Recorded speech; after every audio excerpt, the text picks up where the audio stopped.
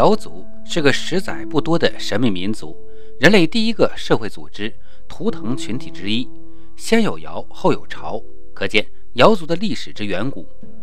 白裤瑶是瑶族的一个支系，自称布诺，因男子穿齐膝白裤，故称为白裤瑶。不过，白裤瑶又被称为两片瑶，因为女子只身穿两片衣，前后各搭一块布。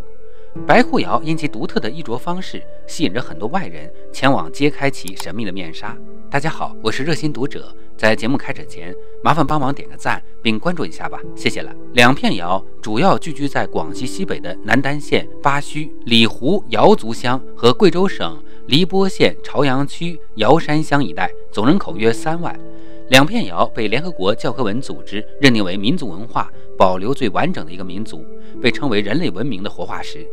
两片瑶妇女们至今仍保留着原始、古朴、粗犷、狂野的远古遗风。最突出的是，她们几乎一年四季衣不蔽体，下身穿百褶裙，没有内裤，上身穿两片衣，前后各搭一块布，没有乳罩和内衣。两只手臂只要一抬起或者摆动，高耸的乳房就会全部显现在人们的视野。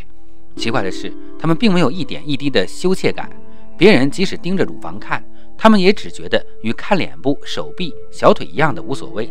这种异样的装束和心态被誉为原始母系氏族社会遗存的活化石。他们胸怀宽厚如山，心灵透明如水，穿的是不遮乳房的上衣，不着内裤的裙子。炎热时，女子都和男子一起下河裸浴，但是都互不侵犯别人的妻女。他们下身四季着褶裙，裙长过膝，白色蜡染，颜色有青、白和浅蓝数种，裙中有4条横条蜡染花纹，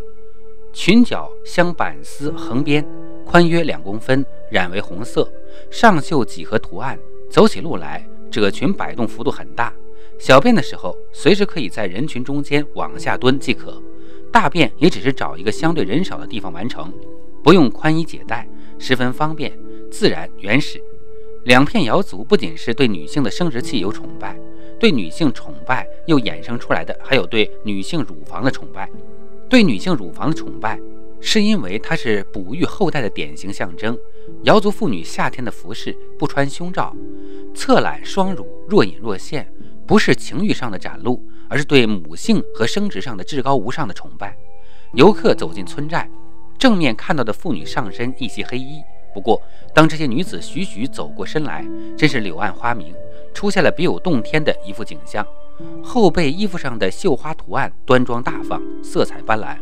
一如荔波山水的美轮美奂。据悉，两片瑶族妇女衣着的寓意是，前面一片黑布，没有任何装饰，表示瑶族女性对自己美丽的自信；后面艳丽的花纹，意思是装饰都在身后。这一装束往往令游客会心而笑，从心底赞叹起瑶族女性的美丽与智慧。其实游客们看到的两片瑶族妇女的服饰并不简单，制作程序很复杂很繁琐，要通过精于纺纱、织布、漂染、绘图、刺绣，他们至今仍保留着完整的手工技术。一家老小穿衣戴帽皆出自这些勤劳的妇女。因服饰工序受季节影响，两片瑶族妇女制作一套服饰常常要整年时间，前后工序达30多道。看到两片瑶族妇女的穿着打扮，不禁让人从心底赞叹起瑶族女性的美丽与智慧。这样特殊的服饰设计确实颇显回眸一笑百媚生的风姿，也更增添了清新脱俗的瑶族女性千姿百态的柔美。而两片瑶女子在恋爱中往往占据主导地位，主动选择，大胆追求。女子挑选男子，支配男子，男子处于从属地位。结婚之后，女子从夫居，绝对服从男子的领导。婚前婚后形成一种绝对女权与绝对男权的社会现象。要述说两片瑶的婚恋，不能不与歌联系起来。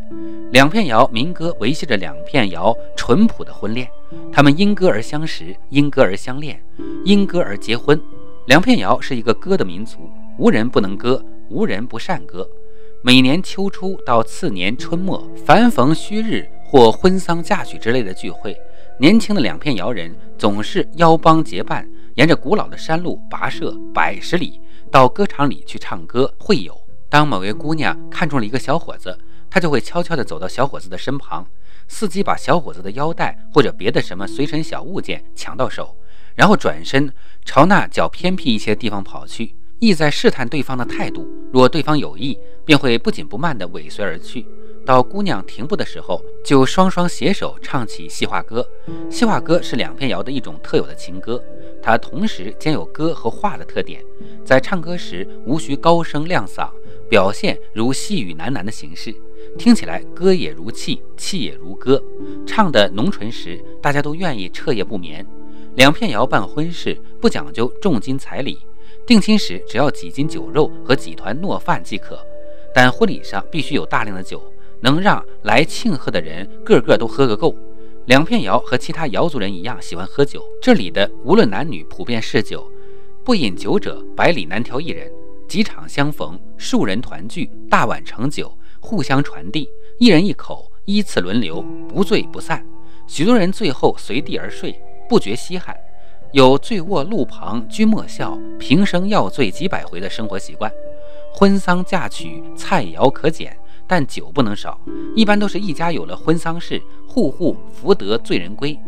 男女双方都把酒准备好了的日子，就是举行婚礼的最佳时日。具体的婚嫁活动进程则与鸡这一特殊的物象紧密相关。当娶亲队伍到达新娘家时，要举行郑重的换刀伞仪式，这是一套由砍刀和黑布伞组成的阴阳具有的辟邪物，是力量的象征，是双方互相信任、权力相当的标志。换过刀伞后，就开始马拉松式的歌宴。新娘出门时，接亲与送亲队伍会掀起欢喜若狂的垂亲热潮，男女互相追逐，尽情嬉闹。傍晚，在确认当地的每一只鸡都进笼之后，新郎家就鸣枪放炮迎接新娘。在婚宴上，主持人要用一只大公鸡预测新郎新娘今后生活的容情况，用一只熟鸡蛋占卜新娘的人品，然后便杀鸡啄眼，占卜这一对新婚夫妇今后在家庭中所起的主次作用及他们死的先后顺序。在整个婚礼过程中，之所以多次出现鸡，并用鸡来占卜，